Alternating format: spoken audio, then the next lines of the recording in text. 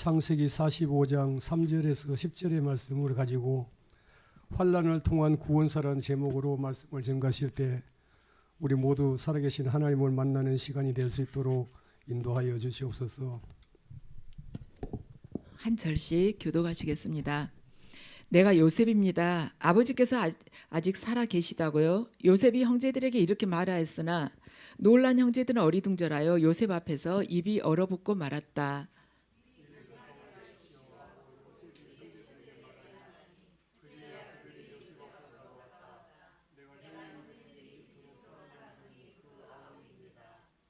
그러나 이제는 걱정하지 마십시오. 자책하지도 마십시오. 형님들이 나를 이곳에 팔아넘기긴 하였습니다만 그것은 하나님이 형님들보다 앞서서 나를 여기에 보내셔서 우리의 목숨을 살려주시려고 그렇게 하신 것입니다.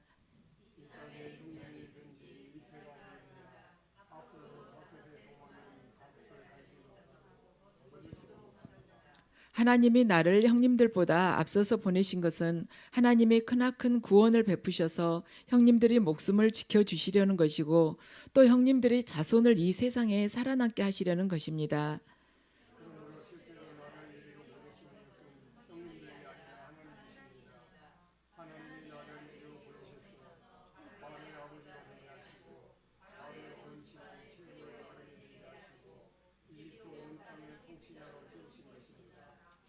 이제 곧 아버지께로 가셔서 아버지의 아들 요셉이 하는 말이라고 하시고 이렇게 말씀을 드려주십시오. 하나님이 저를 이집트 온 나라의 주권자로 삼으셨습니다. 아버지께서는 지체하지 마시고 저에게로 내려오시기 바랍니다. 아버지께서는 고센 지역에 사시면서 저와 가까이 계실 수 있습니다. 아버지께서는 아버지의 여러 아들과 손자를 거느리시고 양과 소와 모든 재산을 가지고 오시기 바랍니다. 아멘.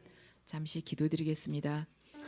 아버지, 저희들 아버지를 바라보고 또한 말씀을 지키며 살아가면서도 환난과 그 재난이 닥쳤을 때는 어찌할 바를 모르고 저희들 아버지 허둥지둥하면서 신앙을 잃을 때가 있습니다. 하지만 그 신앙 가운데서 고난 가운데서 아버지 주님의 그 구원의 손길을 저희들 발견하게 하옵시고 어떠한 어려움도 주님께서 허락하시고 또한 그 시간 주님께서 함께 하심을 저희들 잊지 않고 주님 안에서 모든 것들이 새로워지고 그 아픔을 통해서 더 강건한 신앙의 소유자가 될 수 있도록 주님 저희들 인도해 주시옵소서. 감사드리며 예수님 이름으로 기도드립니다. 아멘. 한 시간에는 이 요셉의 이야기를 통한 것인데 환난을 통한 구원사라는 제목으로 말씀을 전하겠습니다. 제가 예전에 영성학교 때 여러분들에게 전했던 이야기인 것 같아요. 찰스 베어드라는 역사학자가 했던 말에 대해서 여러분들에게 전해드린 적이 있습니다. 이 역사학자에게 미국의 유명한 역사학자인데 기자들이 물었어요. 평생 역사 연구하면서 깨달은 핵심이 뭐냐고 물었습니다. 그러니까 찰스 베어드가 하는 이야기가 역사 연구하면서 딱 깨달은 4가지 진리가 있다고 말을 했어요. 근데 그 진리를 우리 믿는 자들을 또 이렇게 가만 생각하면 정말 하나님이 모든 걸 이끄시구나 하는 걸 우리가 느낄 수가 있어요. 그 4가지 진리라는 게 뭐냐면 첫 번째는요. 하나님께서 개인이나 국가를 멸하려고 하실 때는 하늘에서 벼락을 내리치셔가지고 멸하는 것이 아니라 개인이나 국가가 교만이나 권세욕에 취하도록 그냥 내버려 두신다는 것입니다. 그래서 하나님께서 겸손하게 만드신 것이 축복이고 교만하도록 그냥 내버려 두시는 것은 심판이라는 것입니다. 한평생 역사를 연구하는 사람이 이야기를 한 거예요. 두 번째는 뭐냐면 하나님의 그 심판의 맷돌은 있는지 없는지 의심이 갈 정도로 천천히 돌아간다는 것입니다. 심판의 맷돌이 이게 천천히요. 그러나 하나님의 맷돌은 천천히 돌면서 선은 선으로 골라내고 악은 악으로 골라내신다. 심판과 구원이 동시에 이루어진다. 한 사건에서 의인에게는 구원이 악인에게는 심판이 이루어진다는 것입니다. 우리가 사울 왕의 죽음을 보면 알 수가 있죠. 사울 왕이 하나님께 심판받아서 죽음으로 인해서 다윗은 그 쫓겨다니는 그 생활에서 구원을 받게 되는 것이죠. 하나의 사건에서 그렇게 심판과 구원이 동시에 이루어진다는 것입니다. 세 번째는 뭐냐면 벌을 비유를 말이었어요. 벌과 꽃을. 벌이 꽃에서 이렇게 꿀을 따가는 것을 딱 보면은 너무 얌체다 이런 생각이 들 수가 있는 것입니다. 근데 벌이 꽃에서 꿀을 이렇게 뽑아가면서 꽃가루를 발에다 묻히죠. 그래갖고 다른 꽃으로 또 이렇게 옮겨 다니잖아요. 그러면서 꽃가루를 묻혀가지고 다른 꽃에 옮김으로 해서 수정이 돼가지고 거기서 열매가 맺게 된다는 것입니다. 열매가 이렇게 맺게 되는데 이 세상에는 꿀벌 같은 악인이 아주 가득한 것처럼 보입니다. 너무 뻔뻔한 것이죠. 그래서 악인이 정말 득세한 것처럼 보이지만 세상 속에서는 이 선과 악이 같이 섞여서 돌아가면서 오묘하게 아주 높은 차원의 하나님의 뜻을 이루어낸다는 것입니다. 겉보기에는 벌이 말하자면 자기만 일방적으로 이익을 보는 것 같고 아주 뻔뻔한 것처럼 보일 수가 있어요. 그렇지만 그 가운데서 꽃은 벌에 의해서 열매를 맺어간다는 것이죠. 그래서 겉보기에는 악인들이 반드시 득세하고 모든 것들 다 자기 유익하게 취한 것 같지만 하나님께서는 그 가운데서도 선인들을 통해서 믿는 자들을 통해서 아름다운 역사를 이루어가고 있다는 것입니다. 네 번째는 뭐냐면 암흑과 혼란이 깊어지게 되면 반드시 소망의 별이 나타난다는 것입니다. 우리는 모든 것들이 다 무너졌다 싶으면 이제 끝났다, 망했다 이런 생각이 들 수 있죠. 그렇지만 절망하면서 절대 망했다, 끝났다고 말하지 말라는 것입니다. 왜냐? 그때가 가장 절망스러울 때가 하나님의 기적이, 하나님의 역사가 그때부터 시작될 때라는 것입니다. 우리가 어떤 환란을 통과할 때 보면은 그 환란만 보여요. 도저히 내가 저걸 뚫고 나갈 수가 있을까? 두렵기도 합니다. 근데 보이는 이 재난의 현상만 파악하고 그걸 가지고 불평불만을 한다거나 그걸 가지고 절망한다거나 하는 것은요, 불신자들도 다 하는 것입니다. 보이는 것, 눈에 보이는 환란만을 가지고 그걸 가지고 판단하는 것은 믿지 않는 자들도 하는 것입니다. 우리는 믿는 자로서 보이지 않는 하나님의 통치까지도 다 볼 수 있어야 된다는 것입니다. 하나님께서는 환란을 통해서 환란 배후에서요 심판과 구원을 동시에 행하고 계시다는 것이죠. 맷돌이 서서히 갈리는 것 같지만 천천히 돌아간 것 같지만 거기에서 말하자면 선인과 악인을 골라내듯이 환란이 딱 닥친 것 같지만 보기에는 다 모든 것이 무너진 것 같지만 그 안에서 심판과 구원을 행하고 계신다는 것입니다. 하나님께서는 지금도 우리가 상상할 수 없는 방법으로 우리를 다스리고 계십니다. 우리들은 그걸 잘 모르죠. 그 가운데 문제의 한가운데 있기 때문에 모릅니다. 그래서 여러분들이요 환란을 이렇게 겪으시면서 통과하시면서 고통도 많이 느끼시지만은 그 가운데 중간중간에 있는 하나님의 은혜도 우리가 많이 체험을 하게 된다는 것이죠. 이스라엘 백성들이 광야에 나왔을 때 꼭 그 메마른 광야에서 먼지 날리면서 낮에는 떼약볕에서 밤에는 추위로 이렇게 고통받는 그것만 있었습니까? 아니지 않습니까? 하나님께서 만나와 메추라기를 주시고 중간중간에 또 반석에서 생수가 터지게끔 또 해주시고 불기둥과 구름기둥을 주시면서 그들을 보호해 주시지 않았습니까? 광야에는 육의 눈으로는 쉽게 보이지 않는 그런 하나님의 은혜가 있는 곳이라는 것입니다. 그래서 우리들을 환난 가운데도 육의 눈에는 고통만 보인 것 같지만 반드시 하나님의 있는 은혜가 감추어져 있는 곳이라는 것입니다. 그래서 우리가 그때는 잘 모르지만 재난이 쭉 지나가고 난 후에는 우리가 그때 알게 돼요. 그제야 하나님께서 이런 복을 나에게 주시려고 그 어려운 시간들을 통과하게끔 하셨구나. 나는 숨이 막혀서 정말 내일을 내가 알 수가 없다 그런 상황이었었지만 다음 달에 어떻게 살지 하고 그렇게 막막했었지만 뒤돌아보니까 하나님께서 그 시간을 캄캄한 것 같은 시간 그 속에서도 보이지 않는 손길로 나를 이렇게 인도하셨구나. 그걸 우리가 회상을 하게 되는 것입니다. 창세기 41장을 보면 우리는 지금 45장을 읽었는데 41장을 보면 요셉이 바로에게 그래요. 앞으로 7년간 풍년이 있을 것이고 7년간 흉년이 있게 될 것입니다. 그러니 이 풍년 기근이 닥쳤을 때 과거에 얼마나 풍년이 있었는지 기억이 나지 않을 정도로 그렇게 심한 기근이 닥칠 것이니 풍년인 동안에 정말 계획을 잘 세워서 양식을 잘 창고를 지어가지고 저장을 해놓으라고 이야기를 하죠. 그때 그걸 보면은 기근과 환란이 분명히 애굽에 온 세상에 있었죠. 애굽뿐만이 아니라 가나안 땅에도 기근이 닥쳤었으니까. 그 기근이 그때만 있었는가? 지금도 마찬가지입니다. 지금도 러시아와 지금 우크라이나 전쟁이 생각보다 장기화되고 있죠. 우리 작년 2월에 시작이 됐잖아요. 러시아에서는 며칠이면 끝나버릴 걸로 생각했어요. 근데 이거 의외로 한두 달에 끝나지를 않고 그런 것입니다. 그러니까 거기서도 그냥 계속해서 심하게 공격하지만 잘 무너지질 않는 거예요.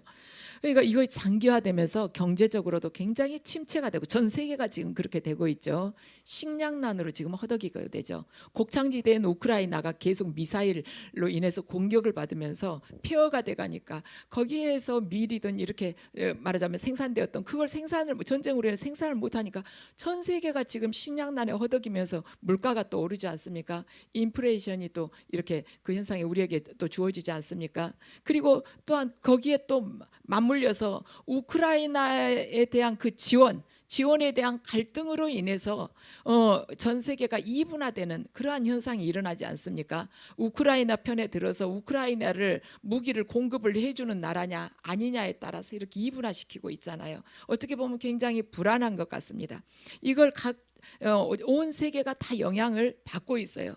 요셉 때의 이 기근도 온 세상에 임한 환란이었습니다. 성경을 보면 이런 기근이 이때만 있었냐? 아브라함 때도 있었고 이삭 때도 있었고 지금 야곱 때도 있는 거예요. 그런데 보면 아브라함이나 이삭이나 야곱이나 다 하나님께서 축복을 약속하신 선민이었어요. 선택한 민족이었어요. 그런데도 기근과 고난을 겪었다는 것입니다. 우리도 하나님으로부터 택함을 받아서 하나님께서 자녀 삼아 주셨어요. 그런데 살다 보면은 기근과 고난과 환란이 있는 것이죠. 성경에는요, 아브라함 때의 기근이나 이삭 때의 기근이나 이 야곱 때의 기근이 특정한 어떤 죄악 때문에 그런 기근이 닥쳤다, 그러한 기록이 없습니다. 물론 환란이 원죄와 각 사람이 죄 때문인 것만은 사실이지만 그런 경우도 있고 그렇지 않는 경우도 있다는 것이죠. 지금 누구의 죄 때문에 이랬다는 이야기가 없어요. 소돔과 고모라 같은 경우는 죄가 뚜렷했잖아요. 그런데 아브라함이나 이삭이나 야곱이 겪었던 이 기근은 누가 범죄를 해서 이런 기근이 왔다, 이런 기록이 전혀 없다는 것입니다. 그러니까 누구 어떤 특정한 대상이 꼭 죄를 지어서가 아니라 그렇지 않는 경우에도 환란이 닥칠 수 있다는 것이죠. 지금 우크라이나의 전쟁이 우크라이나 국민들이 다른 나라 사람들보다 훨씬 더 심한 죄를 지었기 때문에 그들이 그렇게 처참한 환란을 겪고 있습니까? 아니지 않습니까? 죄로 보자면 러시아 푸틴 대통령이 훨씬 더 무거운 고통을 받아야 되지 않겠습니까? 그래서 우리가 이럴 때는 하나님은 이 시간들을 통해서 무엇을 깨닫게 하시고 어떻게 이 세상을 이끌어 가시는가, 그 하나님의 뜻이 우리가 궁금해질 때가 있죠. 하나님께서 기근이나 어떤 환란을 일으키시는 것은 아니지만 하나님께서 그냥 허락하신 기근이나 환란을 통해서 하나님께서 도대체 무슨 일을 하셨을까? 그분이 그 시간에 어떤 일을 하셨을까?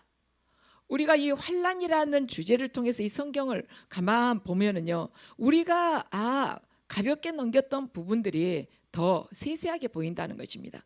여러분들 최근에 이 창세기 읽으셨죠? 하나님께서 이 환란을 통해서 도대체 뭘 하셨을까? 우리 다 떠오를 거예요. 첫 번째는 뭐냐면 요셉을 총리로 만드셨어요. 시편 105편 17절에서 22절을 함께 읽으시겠습니다. 함께 읽으시죠. 그런데 주님은 그들보다 앞서 한 사람을 보내셨으니 그는 종으로 팔린 요셉이다. 사람들은 그 발에 착고를 채우고 그 목에는 쇠칼을 씌웠다. 마침내 그의 예언은 이루어졌다. 주님의 말씀은 그의 진실을 증명해 주었다. 왕은 사람을 보내어 그를 석방하였다. 뭇 백성의 통치자가 그를 자유의 몸이 되게 하였고 그를 세워서 나라의 살림을 보살피는 재상으로 삼아서 자기 모든 소유를 주관하게 하며. 아멘. 이렇게 요셉이 처음에 애굽에 팔려갔을 때는 경호대장 보디발의 집에서 총무로 일을 했었습니다. 근데 보디발의 아내에 의해서 강간 미수범으로 이렇게 판정이 돼가지고 옥에 갇히게 됐죠. 그리고 발에는 착고를 채우고 목에다가 쇠칼을 씌웠다고 하지 않습니까? 그 구덩이 감옥에 요셉이 갇히게 된 거예요. 그런데 거기에서 이 기근, 이 왕이 꿈을 꿨는데, 바로 왕이 꿈을 꿨는데 아무도 풀지를 못한 거예요. 근데 술 따르는 관원장이 자신이 감옥에서 요셉으로부터 꿈풀이를 받고 말하자면 풀려났는데 그 꿈풀이를 정확하게 했다는 것을 기억을 하고 바로 왕에게 요셉을 추천을 하죠. 천거를 합니다. 그래가지고 요셉이 딱 꿈풀이를 하니까 바로 왕이 너만한 자가 없다고 이 나라에, 내가 너보다 나은 거라고는 이 보좌에 앉아 있다는 거 그거 한 가지뿐이다. 그러면서 옥새까지 주잖아요. 총리를 삼아 주시는 것입니다. 이걸 이렇게 요셉이 총리가 되게끔 하는데 하나님께서 기근을 사용하셨다는 거예요. 기근에 대한 꿈이 없었더라면 요셉은 구덩이 감옥에서 나오지 못했을 것입니다. 근데 하나님께서 이 환난을 사용하셨다는 것입니다. 아주 놀라운 일인 것이죠. 그래서 기근과 환난만 보면은요, 요셉이 어떻게 해서 총리가 됐나 이거 보이지 않아요. 그런데 환난을 통해서 일하시는 하나님께서 요셉을 총리로 세우셔가지고 전 세계의 이 기근 환난을 통제를 하신 것입니다. 하나님께서 이렇게 구원을 이루실지 야곱도 전혀 상상도 못하고 꿈을 꾸었던 요셉 자신도 이렇게 해서 자신이 총리가 되리라는 거 상상을 하지 못했어요. 근데 이 하나님이 지금도 세상 속에서 엄청난 역사를 이루고 계시다는 것입니다. 저 멀리 세상 속에서만 이루신 거 아니라 저와 여러분의 삶 가운데서도 닥치는 환난을 통해 우리가 믿음으로 인내하면서 걸어가게 된다면 하나님께서는 반드시 우리를 그분께서 계획하신 대로 회복을 시키셔서 그분이 도구로 쓰시면서 생명을 살리는 주역으로 우리들을 세우신다는 것입니다. 두 번째는 요셉의 형들이 바뀐 거예요. 이 기근 환난을 통해서 20년 전에 요셉의 형들은 어쩌냐면 그렇게 살려달라고 애걸복걸하는 요셉을 아주 매몰차게 노예로 팔아 넘겨버렸습니다. 은 20냥에 팔아 넘겼어요. 그런데 이 형제들에게 무슨 뜨거운 형제간의 우애가 있겠습니까? 그 어린 동생을 팔아 넘겨가지고 팔기 전에도 구덩이에다가 집어넣어놓고 자기들은 요셉이 갖다 준 것 같고 밥 먹고 있고, 또 시므온과 레이는 세겜 사람들 할례받으라 해놓고는 가서 그냥 3일째 되는 날 다 칼로 죽였잖아요. 얼마나 잔혹합니까? 그런데 그 한 사람씩 죽이려고 할 때마다 얼마나 살려달라고 했겠어요. 그런데 그냥 죽인 거예요. 그런 형제들 사이에 무슨 사랑이 있겠습니까? 그런데 나중에 이 요셉이 형제들한테 다 곡식을 담아서 보내라고 그러죠. 근데 그 곡식을 담은 자루에, 베냐민 자루에다가 요셉이 은잔을 넣으라고 합니다. 근데 이제 이들이 가지고 집을 향해서, 가나안 땅을 향해서 가는데 뒤쫓아오죠. 가서 잡아가지고 자루를 다 풀어보라고 요셉이 시키죠. 은잔이 나오는 그 자를 붙들어 오너라. 이제 베냐민이 걸린 것이죠. 붙들렸죠. 근데 베냐민만 간 게 아니라 나머지 형제들이 다 같이 갑니다. 그러면서 막내를 제발 좀 살려달라고 그래요. 그러면서 유다가 뭐라고 하냐면, 쟤가 대신 갇히겠으니까, 저애가 만약에 여기가 갇히게 된다면 저애를 정말 아버지께서 보내지 않으려고 했는데, 저의 형이 수년 전에 짐승에게 잡혀 먹여 죽었기 때문에 저애만큼 아버지가 보내지 않으려고 했는데 제가 책임지겠다고 아버지한테 보내달라고 했다고, 저를 가둬 주시고 저 베냐민을 그냥 보내주세요 하고 유다가 나섭니다. 옛날 같으면 꿈도 못 꿀 일인데 이 환난을 통해서 형제간의 공동체 의식이 생기고 희생정신이 생긴 거예요. 요셉이 그것을 확인을 한 것이죠. 그래서 우리는 환난이 그냥 아픔만이 아니라 그 환난을 우리가 가만 겪으면서, 내가 하나님 앞에 잘못한 게 뭐가 있지? 그런 생각이 들지 않습니까? 그러면서 내가 정말 용서하지 못한 사람이 있는가? 그리고 화해하고 그와 다시 화목해지는 그러한 것들을 우리가 소망하면서 아버지 용서할 수 있게 해달라고. 예전에는 당연하지, 내가 어떻게 저 사람을 용서를 해, 자기가 나한테 와서 빌어도 내가 용서를 해줄까 말까 하는데, 근데 환난을 통해서 내 죄가 더 선명하게 드러나면서 예전에는 다른 사람들의 그 일반적인 판단 기준에 의해서 어떤 사건을 바라봤다면 환난을 통해서 하나님의 말씀을 기준으로 이걸 바라보는 자로 바뀌는 것입니다. 그래서 절대로 용서하지 못했던 자들 용서하고 화해하고 관계가 회복이 된다는 것이죠. 세 번째는 또 누가 바뀌었냐면 아버지 야곱이 바뀌었어요. 야곱은요 베냐민을 데려가려고 할 때 끝까지 보내지 않으려고 했습니다. 그러다가 나중에 야곱이 보내죠. 마음이 딱 바꿔요. 마음을 바꿉니다. 야곱이 뭐라고 하냐면 내가 아들을 잃게 되면 이르리라. 전능하신 하나님께서 역사하실 것이다.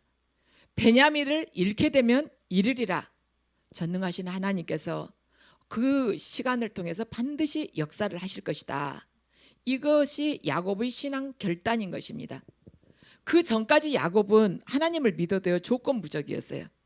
하나님께서 저를 말하자면 외삼촌 라반의 집에서 다시 여기까지 돌아오게 해주신다면 그때 제가 하나님 제대로 믿겠습니다. 그리고 11조도 그때부터 바치겠습니다. 야곱은 조건부적이었습니다. 계산적이었어요. 하나님이 이렇게 해주신다면 제가 그때 이렇게 하겠습니다. 확인해 보고 이렇게 하겠습니다 였어요. 그런데 하나님께서 야곱으로 하여금 자기 인생 전체를 하나님 앞에 내려놓고 하나님을 신뢰하면서 나아가게 만드는 신앙 결단을 하게 만드셨다는 것입니다. 무엇을 통해서? 환난을 통해서. 야곱은 이 일이 없었더라면, 이 말하자면 이 기근이 없었다면, 기근 환난이 없었다면 베냐민을 절대로 내려놓지 않았어요. 베냐민은 베냐민 하나만이 아닌 것입니다. 베냐민은 요셉과 라헬까지 이 세 사람이 다 묶어진 딱 이 뭉침 중심체가 베냐민이었어요. 베냐민 안에 이 세 사람이 다 응축돼 가지고 있었어요. 그러니까 베냐민을 절대 내려놓을 수가 없는 것입니다. 근데 이 기근 환란을 통해서 야곱이 자기 인생 전체를 하나님 앞에 내려놓고 하나님을 전적으로 신뢰하면서 그분께서 전능하신 하나님께서 역사하실 거다 하고 확 하나님께 모든 것을 의지하는 자가 되었다는 것입니다. 우리도요, 우리 인생 가운데서 하나님께 전적으로 내려놓지 못하고 붙잡고 있는 베냐민이 있다는 것입니다. 베냐민. 야곱에게 있어서는 나머지 10 아들요, 이 베냐민 하나하고 바꿀 수가 없는 거예요. 나머지 10명 잃은다 할지라도 베냐민 하나 붙들고 싶은 것입니다. 10명이 다 식량 가지러 갔을 때는 야곱이 너희들 10명이 나와서 붙잡히면 어때? 이 말 한마디도 안 했어요. 그런데 베냐민만큼은 한 명이지만 안 보낸다는 것입니다. 우리 인생에 있어서도요, 하나님 이거 9가지 다 가지셔도 상관없어요. 근데 내가 절대로 내려놓지 못하는 한 가지가 있다는 것이죠. 그 한 가지는 나머지 9을 다 합쳐도 절대로 바꾸지 않을 그런 것이 있다는 거예요. 하나님 앞에 절대로 내려놓지 못하는 것, 의지한다고 하면서도 그것만큼은 내가 분명하게 붙잡고 싶은 것, 그것이 있다는 거예요. 의지했다가 안 될 수도 있으니까 하나님 앞에 그걸 하나님께서 이 환난을 통해서 내려놓게 하시는 것입니다. 저나 여러분이나 그것이 있을 수 있어요. 내려놔야 되는 것입니다. 내려놔야만이 하나님께서 구원의 역사를 그때부터 이루시는 거예요. 베냐민을 내려놨을 때 그 다음에 리무진이 데리러 왔잖아요. 야곱을 엄청나게 선물 많이 가지고 데리러 왔죠. 베냐민 안 내려놨으면 절대 안 오죠. 거기서 뭐 갖다 준 밀 조금 가지고 까먹고 있다가 죽었을 수 있죠. 이 요셉이 팔리지 않았더라면 요셉은 아버지 옆에서 색동원만 입고 양 좀 치다가 그냥 죽었을 거, 무슨 애굽의 총리입니까? 근데 팔렸을 때는 고난이었어요. 죽음 같았어요. 그렇지만 하나님께서 그때 애굽의 총리라고 하면 전 세계의 총리나 똑같습니다. 지금 미국의 총리나 똑같은 거예요. 그런데 그 길로 인도하시지 않았습니까? 그래서 저와 여러분이 환난이 닥치게 되면 이 하나님께 온전히 전적으로 의지하는 그 마음을 두어야 된다는 것이죠. 하나님을, 요셉이 어떻게 살았어요? 하나님을 경외하고 살았잖아요.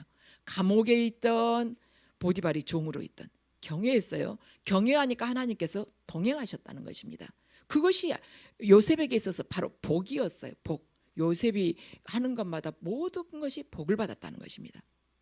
그다음 환난을 통해서 형제간에 우애가, 공동체 의식이 생겼다는, 희생정신이 생겼다는 것이에요. 환란을 통해서 야곱이 가장 귀하게 여겼던 베냐민을 내려놨다는 것이죠.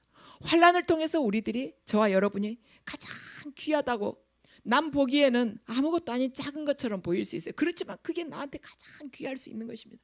베냐민이 무슨 일을 얼마나 힘차게 하겠습니까?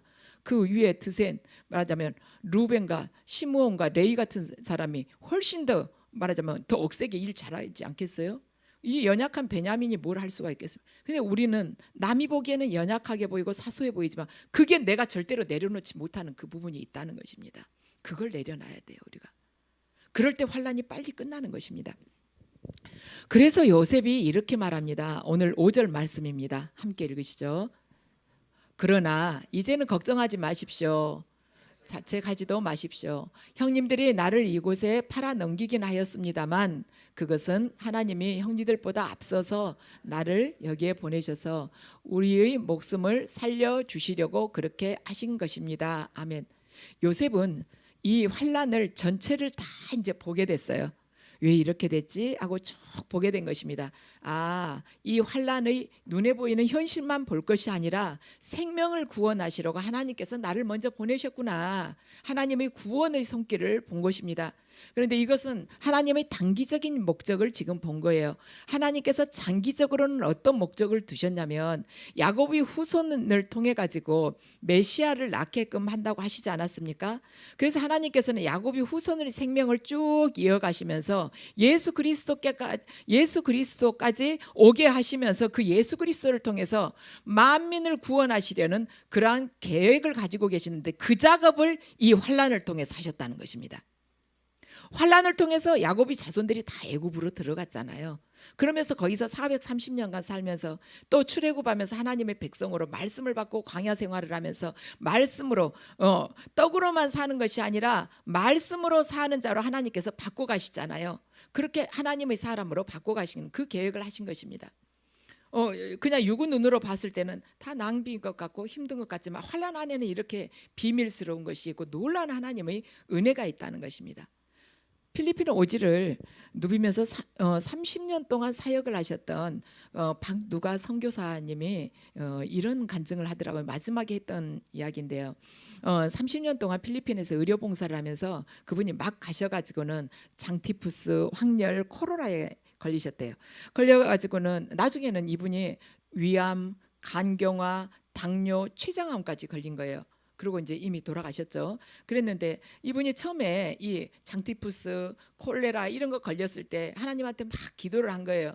나는 부귀영화 다 버리고 29, 30살에 하나님한테 내 일생을 다 바치고자 여기까지 왔는데 왜 하나님께서 진짜 살아계시다면 젊은 나에게 건강을 주셔가지고 마음껏 복음을 좀 전하게 하시지 왜 저에게 건강을 안 주시고 이렇게 병들게 하십니까? 하고 하나님께 기도를 드렸어요. 그랬더니 하나님이 뭐라 하시냐면 너 실력 좋냐? 하고 물어보신 것입니다. 그러니까 이제 누가 선교사가 아니요 실력은 좀 그저 그래요. 그러니까 너 혼자 다니지? 그러니까 이제 그렇다고 대답한 것이죠.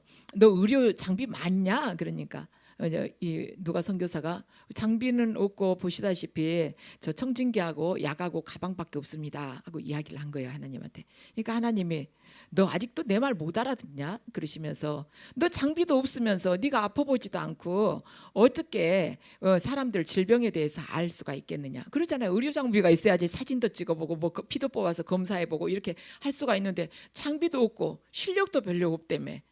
그리고 너 혼자 다닌다면서 어떻게 너 고칠래? 하고 이야기를 하신 것입니다. 그래서 내가 너를 아프게 했다. 네가 아파보지 않고 어떻게 알겠느냐? 어떻게 네가 안 아파보고 질병에 대해서 알 수가 있느냐? 하고 말씀하신 거예요. 그래서 그 후로 30년 동안 오진 한번 하지 않고 박누가 선교사가 진료했던 환자가 13만 명쯤 되더라고요. 근데 그 중에 오진 한 명도 하지 않고 죽은 사람이 한 명도 없었답니다. 자기가 다 이미 아파봤기 때문에. 아플 때는 고통스럽죠. 그렇지만 그 아픔을 통해서 그들이 필리핀에서 환자들이 와가지고 하는 게 뭐예요? 입으로 말만 할 거 아니에요. 장비도 없는데 뭐 어떻게 하겠습니까? 피를 뽑겠습니까? 사진을 찍어 보겠습니까? 아무것도 못 하잖아요. 입으로 하는 말만 듣고서 어떻게 하려? 내가 아파 보지 않으면 그 말이 실감이 나지 않잖아요. 근데 하나님께서는 이 박누가 선교사에게 그 여러 가지 병을 주시면서 실제로 체험하면서 그들을 진료를 하게끔 하신 것이죠. 그래서 13만 명 되는 그 환자들이 단 한 사람도 오진이었고 그 단 한 사람도 죽지 않았다는 것입니다. 우리는 내가 겪는 환란이 육으로 눈으로 봤을 때는 정말 속이 상하고 하나님께서 어찌 저에게 이렇게 고통을 주십니까 할 수가 있지만 그 안에 하나님의 깊으신 그러한 뜻이 있다는 것입니다. 그래서 하나님께서는 예수 그리스도의 십자가의 죽음과 부활을 통해서 우리를 구원하시듯이 지금도 우리 삶 속의 작은 일, 큰 일들을 통해서 합력해서 선을 이루어 가시는 분이신 것입니다. 이 벌이 꽃에서 꿀을 따가기만 한 것 같지만 우리의 그 힘든 시간들을 통해서 하나님께서는 거기서 선을 이루어 가시면서 꽃이 피고 열매를 맺게끔 하신다는 것입니다. 그래서 사도 바울이 구원에 대해서 다 이 깨달음을 얻고 나서 로마서 11장 33절 말씀을 전하는 것이죠. 로마서 11장 33절입니다. 함께 읽으시겠습니다. 11장 33절 여러분들 펴실 수 있죠?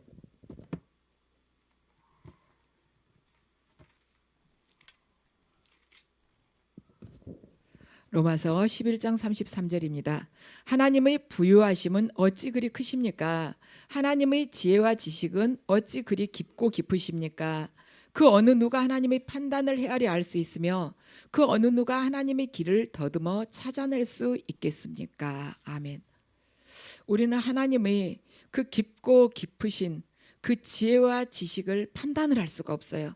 우리는 하나님의 길을 찾아낼 수도 없습니다. 그냥 다만 기쁜 마음으로 하나님을 신뢰하고 말씀대로 살아갈 때 그분이 이루시는 것입니다. 그러면 오늘 이 본문 말씀을 우리가 삶 속에서 어떻게 적용을 해볼까? 오늘 이 본문을 통해서 우리가 우리 삶 속에 적용할 것은 뭐냐면 첫 번째는요, 균형 잡힌 환난관을 가져야 된다는 것이에요. 우리가 어떤 환난을 겪었을 때요, 환난의 그 현상을 보는데 그치지 않고요, 환난이 그 이면에서 일하고 계시는 하나님의 손길을 봐야 된다는 것입니다. 하나님께서 지금 이걸 어떻게 인도를 하고 계시지? 환난만 보면 두려워요. 지금 우리도 이 세상을 보면 굉장히 두렵습니다. 어떻게 되어가는 것이지? 북한에서는 계속 미사일을 쏘아대지, 러시아에서는 쉽게 전쟁 그치지 않을 것 같지, 중국에서는 우리 한국을 향해서 계속해서 어떤 불이익을 주려고 하지, 미국에서는 우크라이나에 무기를 공급 지원을 좀 하라고 그러지, 우리나라도 물가는 계속 어떻게 하는 거지? 이렇게 생각을 할 수가 있지만 환난 그 배후에서 하나님께서 지금 이 세상을 어떻게 운행해 가고 계시지 하는 것을 보면 우리가 두려워할 필요가 없다는 것입니다. 그래야만이 마음속에서 감사가 나와요.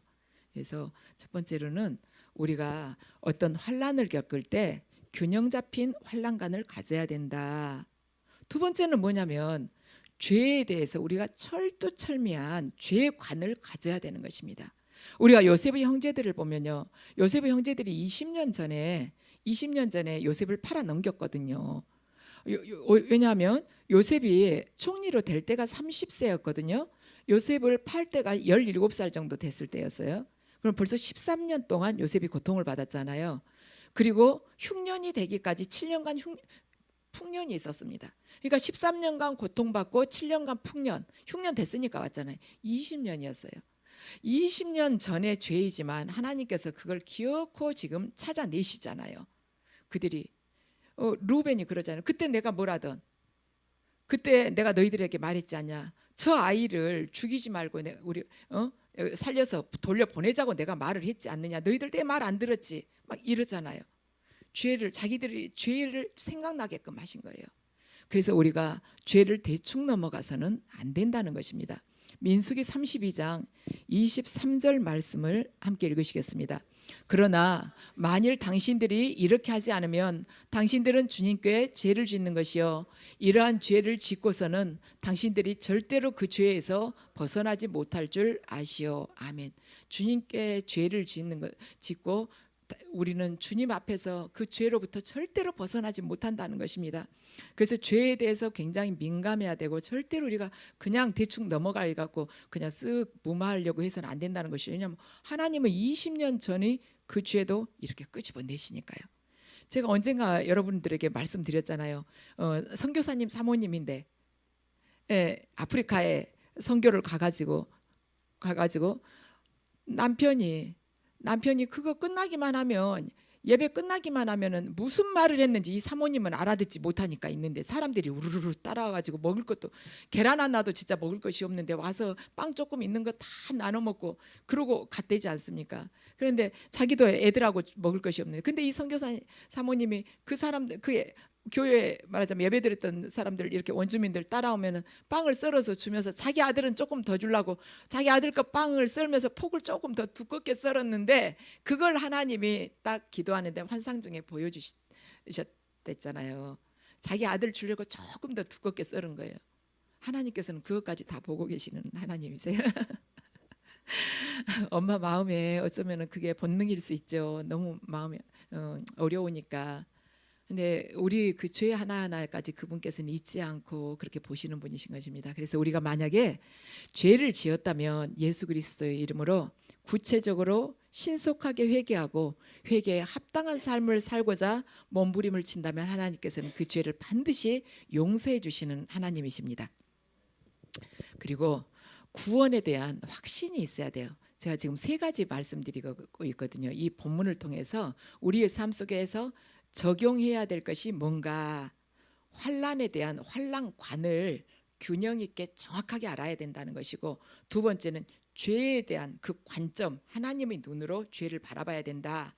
가볍게 넘기면 안 된다. 세 번째는 뭐냐면 구원에 대한 확신을 가져야 된다는 거예요.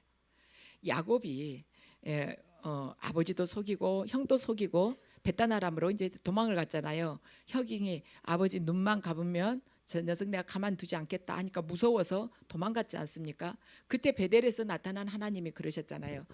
내가 아브라함에게 약속한 대로 너희 후손을 하늘의 별처럼 바다의 모래알처럼 많게 하겠다. 그리고 내가 너와 항상 함께 하겠다고 하셨잖아요. 그런데 이 야곱이 말하자면 그 삼촌 라반한테 갔는데 자기보다 더 센 사람을 만난 거예요. 자기는 조금 형 그 순간에 조금 속였는데 이 라반은 20년 동안 야곱을 기름을 짠 것입니다. 뭐 아무것도 안 주는 거예요. 한마디로 임금도 다 그냥 착취를 해가지고 안 주는 거예요. 하고 나중에 야곱이 줄무늬 있고 검은 점이 있는 것은 다 자기 거다고.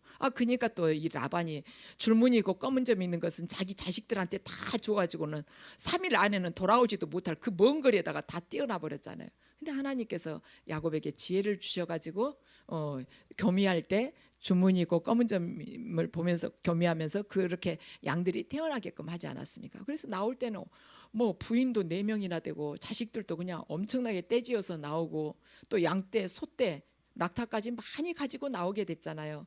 하나님께서 내가 함께하리라. 20년 동안 그 고통은 정말 말할 수 없는 고통이죠. 아무리 라일 쳐다보고 있다고 해서 일하면 피곤하지 않습니까? 하루 이틀이지. 힘들었지만은 나올 때 하나님께서 절대 빈손으로 나오게 하시지 않았다는 거예요. 하나님께서 너를 구원하시겠다. 너가 너와 함께하겠다 하고 약속을 하셨으면 반드시 우리가 그분께서 우리의 삶을 통해서 우리가 순종할 때 성취하시는 하나님이라는 것입니다. 이것이 야곱에게만 해당되는 것이 아니라 우리들에게도 해당되는 거예요. 아브라함의 하나님, 이삭의 하나님, 야곱의 하나님이 바로 여러분의 하나님이시지 않습니까?